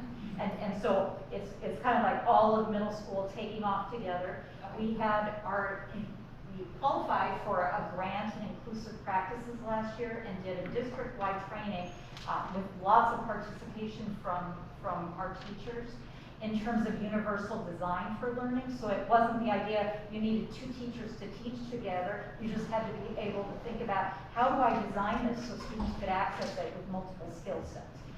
and really how do we grow that. So I think it's like one step forward, and then it's 5 fast steps, and then it's 10 gigantic steps, Sure. is how I picture that. So would that be similar for like the CTE? I saw, thinking, I don't know where that was, the CTE, access to the CTE programs, and same thing, just kind of we're in flux of it in a lot of these different areas, or like the substance abuse response and under the community connections piece. Are these all things that are kind of in the works then, you would say? Exactly. Okay. And so having multiple hands on deck is Yeah. what really makes the difference of being able to say, hey, let's take those 10 steps all at once in a variety of areas. Okay. So CTE, it used to be, hey, the students would take the animal science course, or they'd take the plants course, and that was the pathway we had for our students with special needs in CTE. And now it's opened up so much wider, but we know there's districts out there with multiple programs that don't say you can only go this pathway. Here's the accommodations to let you have a wider variety, and that's what we're looking at jumping into next. Great, thank you. Aditi, did you have any questions or comments? No? Thank you all so much for coming. We really appreciate your time and all of the work that you're doing to support all of our students. We're grateful, and it's making a huge impact, so thank you. Thank you. You're going to President move on. Tahoma, Yes. we have teaching and learning. Oh, yes. You get There's more, but wait, there's more. This is a 2 for 1. That was my line. Exactly. Now, the second one. I just want to give a brief update to kind of where we're at in the teaching and learning department. We have started some work with our instructional coaches and content specialists, gosh, almost over a year ago, connected to our values and our beliefs. So when we had the opportunity to really clarify this, it was really congruent with the work that we had already begun. But we had a pretty big misstep, we realized, because we did so much of that work with our certificated staff, and we hadn't really invited our classified staff to be a part of that process.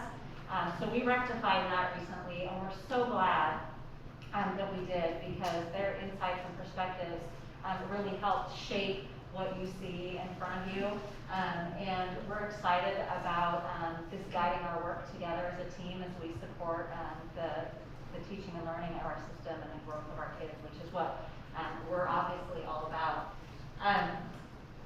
Not going to walk through each of these pieces with you, but just kind of wanted to point out a couple things on our dashboard. You'll notice the key down at the bottom. We've got some that are quantitative, but we also have some on this timeline and completion piece, because some of the things that we're working on are in progress and not something that we would necessarily quantify, but we're taking steps towards this end result or completion. So we just wanted to point that out to you. We'd like to highlight 2 pieces of some of the work that's been really impactful going on with us right now. And the first one is PLC, and I hope that each of you have one of these. It's your parting gift. We actually have an assignment for you with this, so because we're teaching and learning, we have to. But one of the things, as you think about PLC, that stands for Professional Learning Community, and I know that as you listened to our buildings share their site plan presentations back in December, so many of them referenced how they're going to be using PLCs to impact student growth and learning. And so all PLC is a framework, and it's an opportunity for us to be really thoughtful and intentional about creating these conditions of the 6 characteristics that you'll see on the inside flat there. Like, how do we think about our structural conditions, our supportive relational conditions, leading towards a shared vision, so that we can help our teams really embrace the idea of collective efficacy, that we are truly better together, so that we can have the greatest impact on student learning and growth. There's nothing magical about PLC. It's essentially these 5 questions that you'll see listed here, but it goes into depth on the other side. And simply what that does is it just helps teams focus. It helps focus conversation so that we can be really reflective and think about the impact that we're causing, or maybe in some places not causing to the degree that we would want. And so as we think about those 5 questions, like where are we now as we're looking at our data and being more informed about where we are and where we want to go, what are our end outcomes that we're working towards, When we see those gaps in students, how do we move learning forward for each student? As we think about name, strength, and need, and the belonging of our kids, like how do we address those individual needs that our kids have collectively as a team? We've been fortunate that we've had a chance to learn alongside our coaches and principals this year. Certainly the sub shortage has set us back a little bit in this work, but we really believe that some really strong foundations are being set. We're seeing great impacts already in some of the discussions that are happening organically in teams because of the focus of the questions. And we're really excited about the connection that we're seeing made within the site plans as PLCs being the vehicle to work towards those academic goals.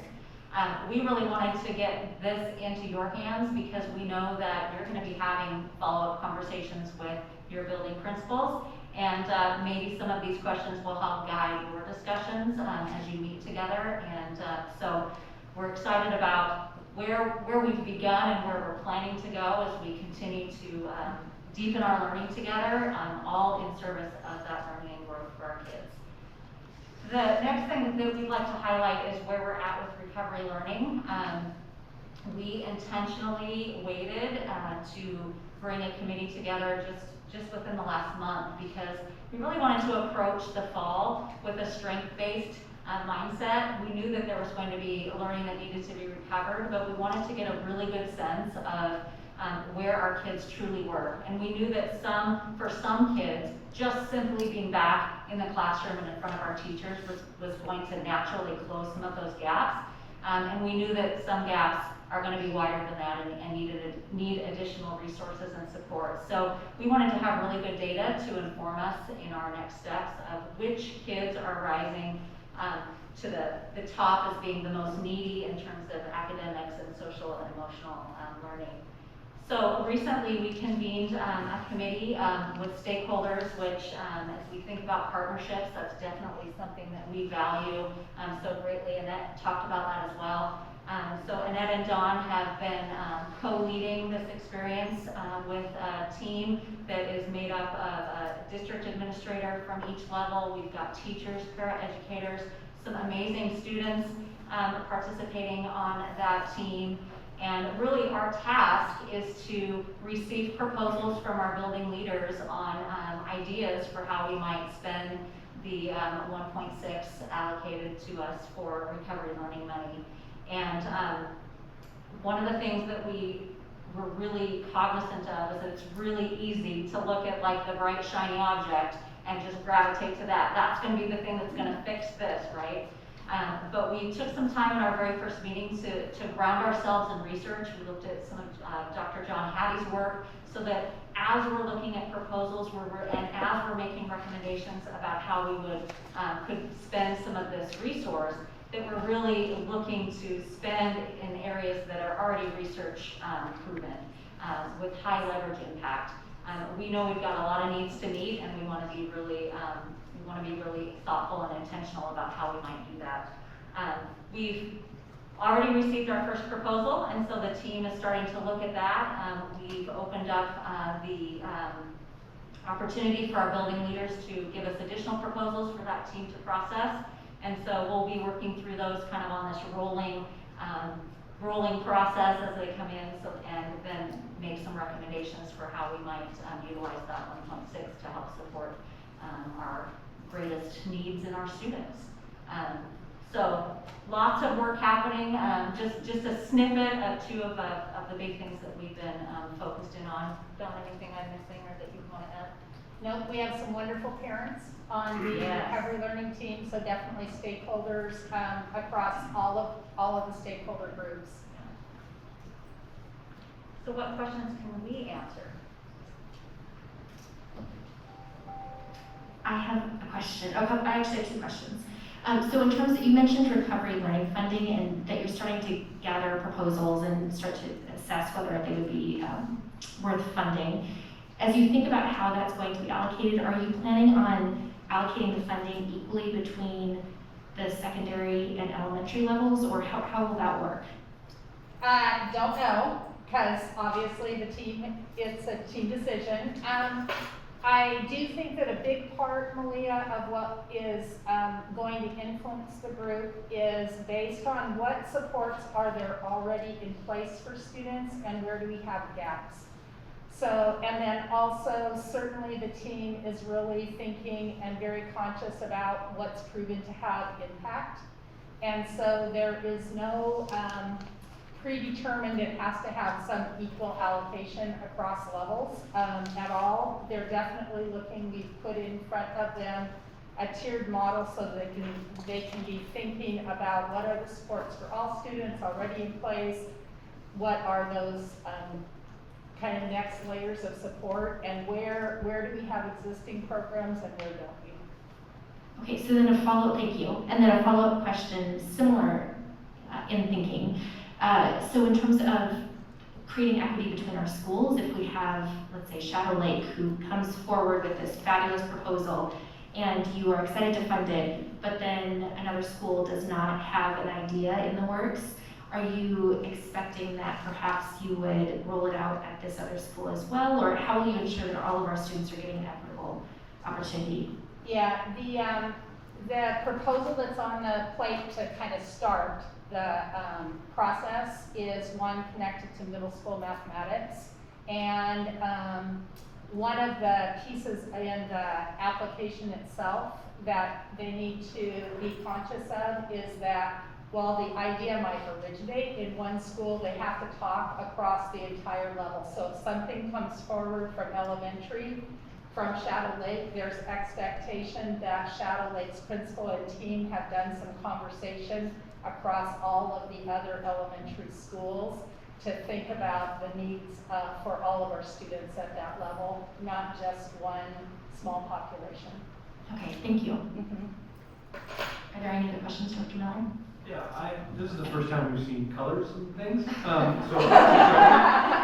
Get excited. Yeah, so I want to just clarify kind of an assumption I guess I'm making by looking at this, and I get it that we're at the early stages of this, but I'm assuming that we have goals that we want to achieve by 2025, and then we have incremental growth that we expect to make on a year-by-year basis. And so my expectation is that this is current reality, and the color coding is perhaps relative to where we want to be by 2025, not necessarily how we're doing on this year's goal, or is it?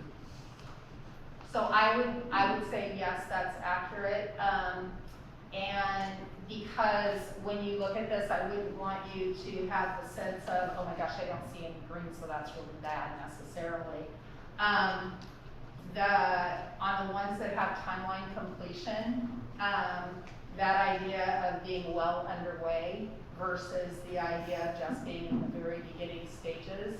And so there's a lot of the ones up there that we characterized as being, we're well underway. And so it gets kind of that little yellow tag connected to it. Again, I don't know if this is exactly how we'll end up thinking is the most helpful to have a dashboard, but it gives you a first glimpse into a first version A. There may be a version B that we decide is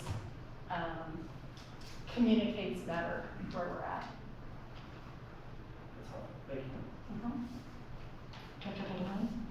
More than a question is a start of a comment that might lead to a question. I want to pause for celebration because I know this wasn't easy, and to get to the department level in putting goals in place and targets in place that align with the district is new for us. This specifically, not that they didn't exist before, but this deliberately. So I want to thank you for that, and I'm excited that the other departments are gaining insight to the work that you're doing and going to be building their own and bringing that to life. One of the pieces that I noted was the site plans. I think it's an orange or yellow. I'm not seeing it right now. And maybe it's because of timelines. But I want you guys, at least from my perspective, to feel like it's a green. It's the one that says site plan alignment is well underway. Yes, because it is noticeably different and noticeably more substantive and feeling that at the site level and feeling it in the buildings. And so I don't want to let a color discourage those who are engaging in that and investing in that and feeling the difference. Feel like we're not, at least this board member isn't appreciating that. So thank you. And I guess the only thing I would offer is let's remember however many voices we say we have evidence of hearing, there are always a lot of voices we may not have heard. And so being open to that over time as we continue to learn and build out these actions and dashboards and goals and targets. Yes, Superintendent Hanson? Oh, no, I was about to move on to the next agenda item, so. Well, I was going to really comment the same way Val was going with this. I think it's a real celebration, and the board should be proud.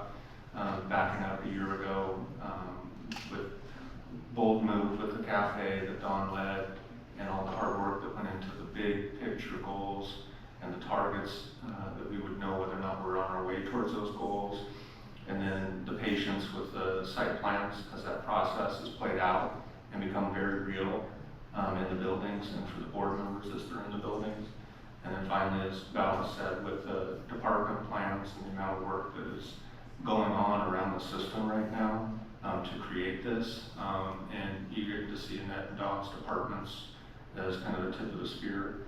But in the coming weeks and months, we'll also get to hear from HR, we'll get to hear from finance, we get to hear from operations, we get to hear from public relations, transportation, technology. So across the system, the Tahoma Cares goals are a piece that is embedded the whole way. And like Val said, it's a big undertaking and it feels different, but we're definitely on the path. So a lot to be proud of.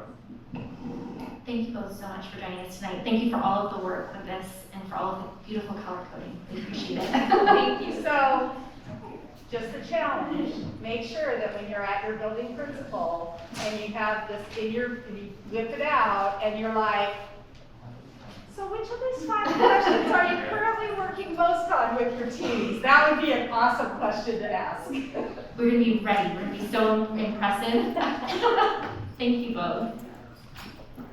We are going to move on to agenda item 5.03, which is an action to approve our purchase of school buses. May I please have a motion to approve agenda item 5.03, action to approve the purchase of school buses? I move to approve the purchase of school buses. Pete motioned and Haley seconded. Thank you. We're going to have discussion because we get to have Tom join us. So come on up. Good evening, thanks for being here. So again, every year I come and thank you for allowing us to purchase additional buses from the TDF fund. And this year, I would like to again purchase this year 4 buses. 2 large buses for routes. The other 2 are buses we've never ordered before. They're new buses, and that's due to the change in what we're seeing with the needs in our district. The other 2 are route buses also, but they're mid-size sped buses. So previously we've had the large buses, we've had the smaller microbirds. This is a mid-size bus that has wheelchair lifts in it. And so there was a lot of options in setting that up. What do we need? So our team gets together and goes through what do we see, what programs are coming, what do we need for belting, what kind of seats do we need, a lot of different things that go into that. So these 2 buses for the mid-size buses will have track seating so that we can have 2 different spots for wheelchair lifts in them, along with all the seating for the capacity. So they'd be a 22 passenger sped bus. So it's something new for that, but we really see that the need is going to be there with what we see in special needs. So, and also for the preschool, so the young kids can have belts when they ride. one thing, when Malia came out and we went through and we toured some buses and I showed her the difference, is the fact that every time you're on a bus that has a seatbelt, it must be worn, whether you're an adult or a child. So these seats are called CE white seats. They're actually flip-down seats. So in the seats in them, they have a flip down in the middle, so these kids can have belted-in harnesses in them, basically. So, wood tax this year comes to $555,000, almost $556,000. We budgeted out of the TVF fund $700,000 is what was in there. It's the depreciation fund. Earlier this year on engine rebuild, we had to spend $40,000,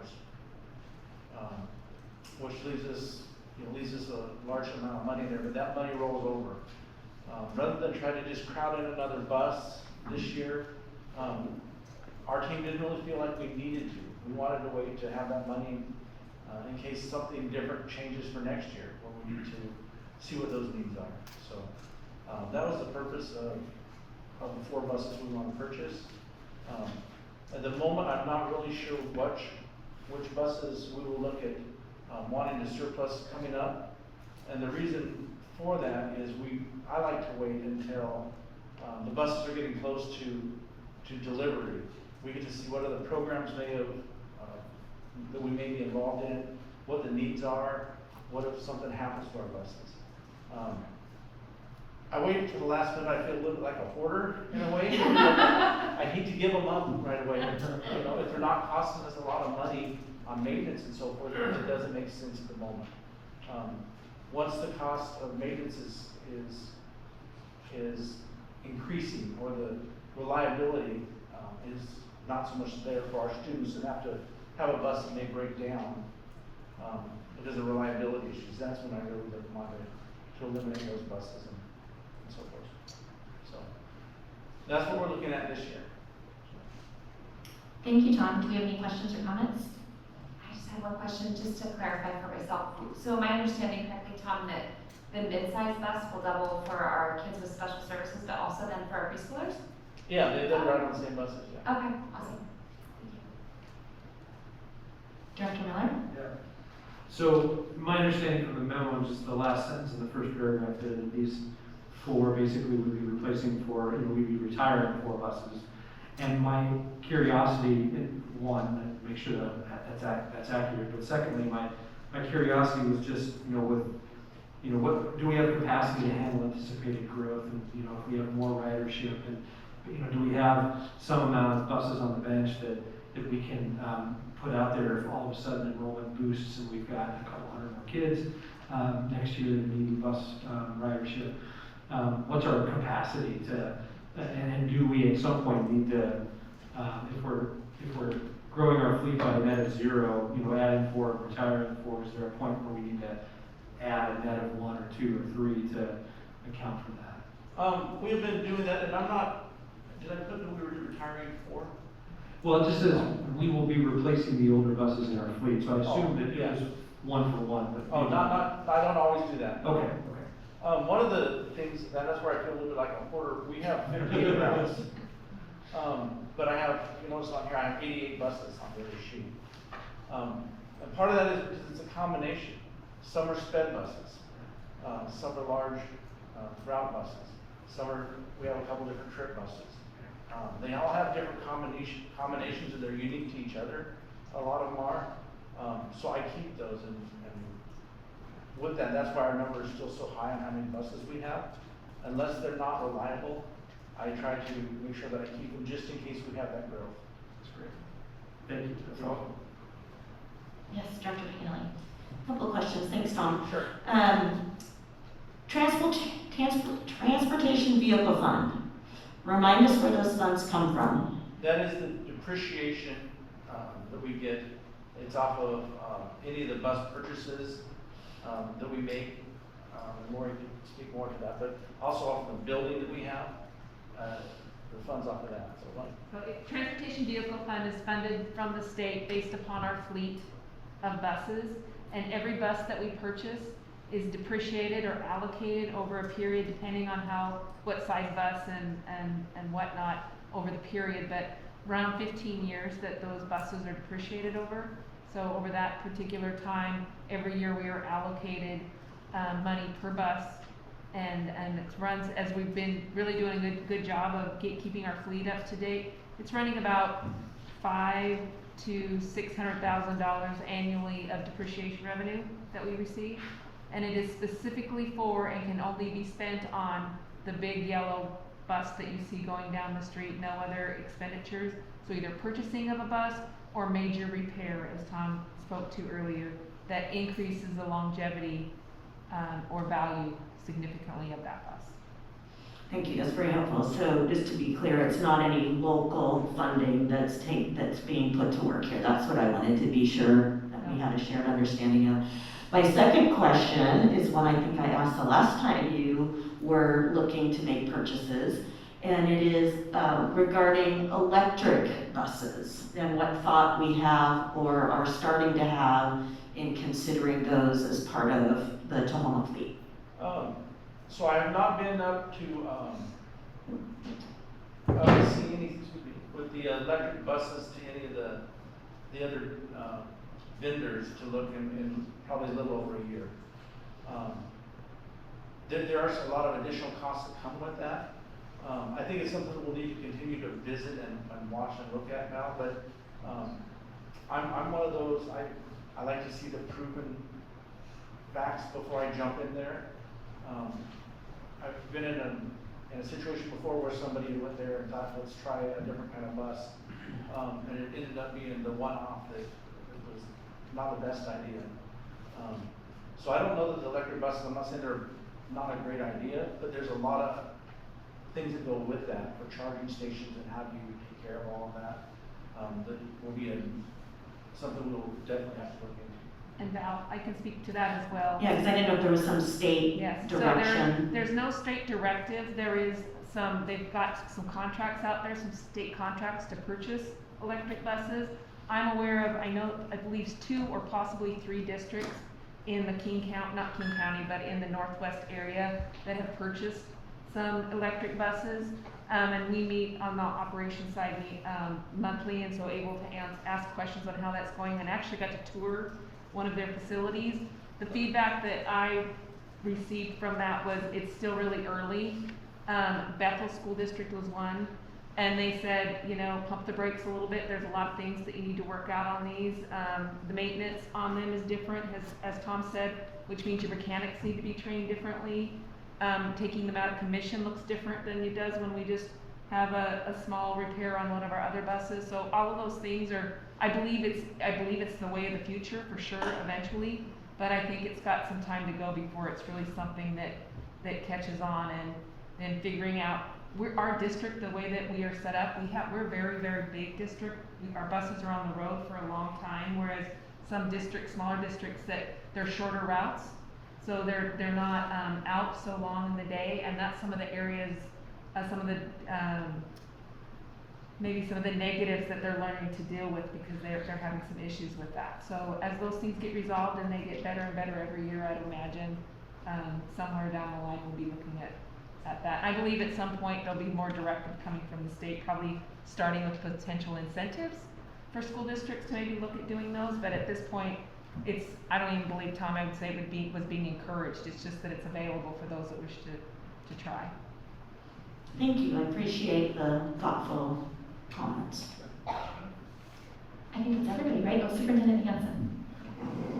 I just want to say, Tom, with the news coming out recently about a large neighbor and the fines levied against their busing company, and I think about the series of back-to-back, 100% approval safety inspections that you and your team have, just want to say kudos to you guys.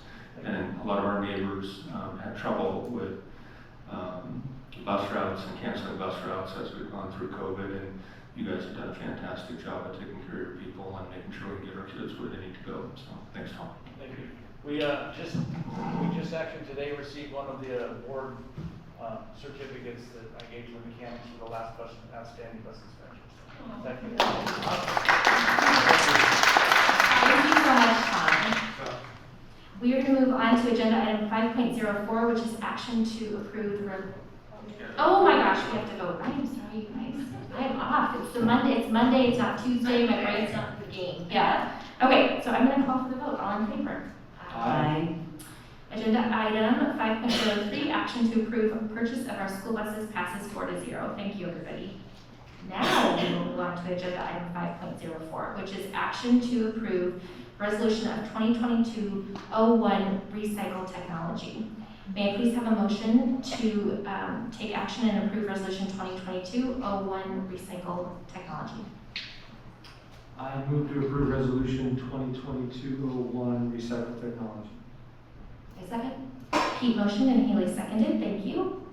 And now we're going to be joined by Lori Cloud, our Director of Finance and Operations, who will present and answer questions from the board. I'm here to answer any questions for the surplus. So do we have any questions? It's somewhat self-explanatory, but if we have any questions, we can certainly ask them now. Yes, Director Heisenberg. So, Lori, you know I've always taken interest in these recycle, and so I want to appreciate that I feel like we are in better sync in how we report these. I am curious on this one, though it seems fairly short compared to some that we see this time of year. Can you explain what may be different this time around? Is it timing or? It's really what they have available for us to get, to actually for pickup down in Olympia, where most majority of this goes. So they've been really overwhelmed with inventory of surplus. So as they have availability, with literally it's by pallet, then we get stuff ready to go and then we send it down. If you recall, we did not, kind of everything went on pause for recycling for a couple of reasons. First of all, COVID, so they weren't really recycling anything. And secondly, because of we were holding on to everything at that point because things we didn't know what we were utilizing and what we weren't. So really what you're seeing that we're surplusing are truly things that are broken and really don't work. So it's not now to that point where let's just get all of those items out of our facilities. And you're going to continue to see, I would imagine, little smaller doses as they have availability. We'll be shipping stuff down as soon as we get the call. Any other questions or comments? Okay, I'm going to call for the vote. All in favor? Aye. Aye. Agenda item 5.04, action to approve resolution 2022-01 recycling technology passes 4-0. Thank you, Lori. And Lori's going to stay with us, and she's going to be joined by Bill Hernandez, which is our district accountant, and they're going to join us to present the finance and enrollment report. And as just for the benefit of our community, just by way of background, we have Director Miller, who is our finance liaison, and he actually meets with both Lori and Bill and Mike on a regular basis to review all of these reports ahead of time. And this time around, they were able to meet for approximately an hour. So this is certainly not their first dive into these numbers. I will hand it over to you. Perfect, thank you. Going to go ahead and take a look at that revenue to start. January actual revenue came in at $8.3 million, bringing year-to-date total revenue up to $52.4 million. As anticipated, OSPI came out with their actual allotment figures in January, leading us to reduce our estimated revenue down $17,000 or less than 1/100% from our original estimate of $135.079 million. That $17,000 reduction is fully related to a lower than anticipated enrollment in Running Start, but because of that, we've also, not because, but that was slightly offset by a higher than anticipated enrollment in special services, leading us to only reduce revenue by that $17,000. So month over month, you can see that estimated revenue stayed pretty steady at $135.1 million. Jumping over to the expenditure side of things, AJ, if you can go down to page 5 for me. Thank you, sir. And if you zoom in, if you can, on that January 2022 table. I really want to focus on that red variance dollar amount there. If you look at the very bottom, you see that negative $1.255 million. That means we finished $1.3 million under what we had budgeted. And that's caused by 3 primary factors this month. The first being what we've seen throughout the entire year, lower than anticipated certificated salaries expense. The second being lower than anticipated classified salaries expense, and that is because the payroll calendar is a little bit weird, it's a little bit strange. It runs from, in this case, December 11th through January 10th. Winter break took place during that time, which means we have fewer people working overtime, extra hours, so on and so forth. Hence why we're seeing a little bit of going under budget in classified salaries there. So that's point number 2. The point number 3 is the biggest driving factor, is that purchase services amount of $887,000 under budget. That is entirely related to our running start. In the past, almost every year we get the invoices from the colleges for running start back in September, October, November. We received that invoice in January. This year we didn't get it in January, we got it in February, which means we will see that reflected in the February financials. That being said, like I mentioned earlier, we've seen lower than anticipated running start enrollment numbers, which means we will see lower than budgeted running start expenditures as well. We're seeing a reduction of about $300,000. We anticipate that throughout the entire year, we're looking at a reduction of about $900K for the entire year. So those 3 factors lead to that lower than budgeted amount of $1.3 million. While we're talking about expenditures, AJ, if you can go to page 8 for me. One more, there we go. If you zoom in and focus on that bright yellow tab at the very top, this is something new that we added. We've gotten a lot of feedback from the community, and we want to offer full transparency to the district, and that way you can see at the very top our total COVID spend since COVID about 2 years ago, almost exactly, was 3.7, almost $3.8 million. Just wanted to point this out there, so if you have any questions, comments, or concerns about where taxpayer money is going to fund COVID throughout the district, you know exactly where it's going and how much we spent over the last 2 years, and how much we'll continue to spend over the next few years. AJ, can you go back up to page 2 for me? Wrap it up.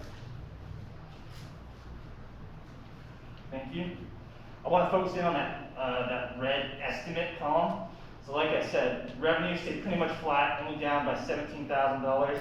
Our MSOX expense, like I mentioned, because of the reduced enrollment in running start, we're looking at a reduction in MSOX expenditures by about $900,000 from our previous estimate. Revenue stayed roughly the same. Lower expenditures means our ending fund balance increased by that corresponding $900,000 figure, leaving us a total estimate ending fund balance of $27.1 million for the year. Questions? Questions? Director Painelli? So when we're looking at this chart, thank you, by the way. I appreciate the reporting and appreciate your work, Director Miller. These reports have come a long way and provide a lot of robust information. I'm curious, so if I look at the budget versus estimate revenue line, the 5082, I can tie that to the subsequent page that shows budget versus estimate revenue of 5082. So that makes sense to me. When we get down to the total expenditures of 6944822 negative, what can we tie that to? Because I don't see anything in the subsequent pages that replicate that number. Is it in pieces? What we have is year-to-date variance of 2403 on 2 subsequent reports. Right, and you're looking at the estimate, and when it goes to estimate on the detail of expenditures, that's something we review object code by object code with Pete each month. And Pete, I don't know if you want to speak to how we do that. The kind of master spreadsheet that is contained in this, there's a specific tab that adds up all of the object codes for certificated salaries, a specific tab for classified salaries. And the estimate carries over to those tabs, including this variance. And as I recall, the classified salaries tab, you could go to that and see the delta of 2.767 million between the estimate and budget. It's not this sheet. No, it's not. It's a month by month with maybe 15 or so object codes down the side. It adds up to the total. It shows the budget. It shows where we're at year to date. And what that estimate looks like. So that's the specific thing that we talk about is, you know, how we feel we're doing, and is this budget, you know, object code going to come in right on budget, right on, you know, where we thought it would be? Is it going to be up or down? And so that's you know, a big part of what we talk about on So it might be beneficial if there's some way to lift that information into the board report so that there's, and not just for our view, but the view once this becomes publicly available information. There's not a reconciliation on the expenditure side relative to what's in our report to tie to that 6.944 number. What we've done historically, Val, that we could put into the report is the detailed report that you've seen for years. Historically, once we have the estimate nailed down, we put the estimate over here on the edge of that so that by object code you can see what that estimate number is. If that is helpful, then it would tie to the bottom of the estimate. So if we tallied this Right. last column, if I got on my calculator, it Yeah, would. the estimate, and I don't know if we print the estimate on that for your copy. But we have the estimate, it's over in a column over, we could add, where it says budget, we could have another column that said estimate, and that would tie to the bottom. I think that would be helpful, just so that there's internal continuity to what we're sharing. Yeah. Dr. Darkshire. Yeah, just a quick clarifying question back on the COVID expenditure slide. 2.7 or 3.7-ish $million in expenditure. Can you remind me what the Fed revenue, the ESSER dollars that we got so far to support the 3.8 million expenditures? Yeah, so far, what we collected on the ESSER $1, which was $195,000, we collected that last year in the 2021 school year. We have available to us ESSER 2 and ESSER 3 dollars that are available, and they total approximately $2.4 million. In addition to just the operational cost, you've heard them referring to our recovery plan, and those dollars are also calculated as part of it, as our recovery plan as well. When you heard her say the 1.6, so that's part of the 2.4. Part of it. So call it 2.6 in total, between 1, 2, and 3. Yes. And so far 3.8 in, so we've had, call it 1.2 of out-of-pocket for our Correct. general fund expenditures. That's correct. Thank you. Okay, thank you both so much for joining us. We appreciate it. We will move on to agenda item 6.01, action to approve our consent agenda. May I please have a motion to approve agenda item 6.01, action to approve our consent agenda? I move to approve our consent agenda. A second. Pete motioned and Haley seconded. I will call for the vote. All in favor? Aye. Agenda item 6.01, action to approve our consent agenda, passes 4-0. And that takes us to agenda item 6.02, which is action to approve the minutes of the February 1st, 2022 work study session. May I please have a motion to approve agenda item 6.02, action to approve the minutes of the February 1st, 2022 work study session? I move to approve the minutes of the February 1st work study. A second. Pete motioned and Haley seconded. Thank you. Do we have any discussion? I will call for the vote. All in favor? Aye. Agenda item 6.02, action to approve the minutes of the February 1st, 2022 work study session, passes 4-0. Agenda item 6.03 is action to approve the certificated personnel report. May I please have a motion to approve agenda item 6.03, approval of our certificated personnel report? I move to approve our certificated personnel report as revised. A second. Pete motioned and Haley seconded. I will call for the vote. All in favor? Aye. Agenda item 6.03, approving our certificated personnel report as revised, passes 4-0. Agenda item 6.04 is action to approve our classified personnel report. May I please have a motion to approve agenda item 6.04, approval of our classified personnel report? I move to approve our classified personnel report. A second. Pete motioned and Haley seconded. I will call for the vote. All in favor? Aye. Agenda item 6.04, approving our classified personnel report, passes 4-0. And that takes us to agenda item 6.05, which is action to approve our coach personnel report. May I please have a motion to approve agenda item 6.05, approving our coach personnel report? I move to approve our coach personnel report as revised. A second. Pete motioned and Haley seconded. I'll call for the vote. All in favor? Aye. Agenda item 6.05, approving our coach personnel report as revised, passes 4-0. And that takes us to agenda item 7.01, which is our board inquiry tracking system, affectionately called BITS. And Superintendent Hansen, do you have anything? No. And now we are on to Director, President, may I ask a clarifying question on the bids? As I'm departing the board, I know I have probably 6, 7 items on there. I'm curious for purposes of the action list on that. Will those stay on the list? Someone else, or does someone else need to pick them up in order for them to retain content? active status. Yeah. Superintendent Hansen, do you want to address that question? My recommendation would be that we have a discussion about it at a work study. Okay, thank you. And that brings us to agenda item 8.01, which is adjournment. So I'm going to adjourn our meeting at 8:30 sharp. Thank you, everybody, for joining us, and have a great night. Thank you.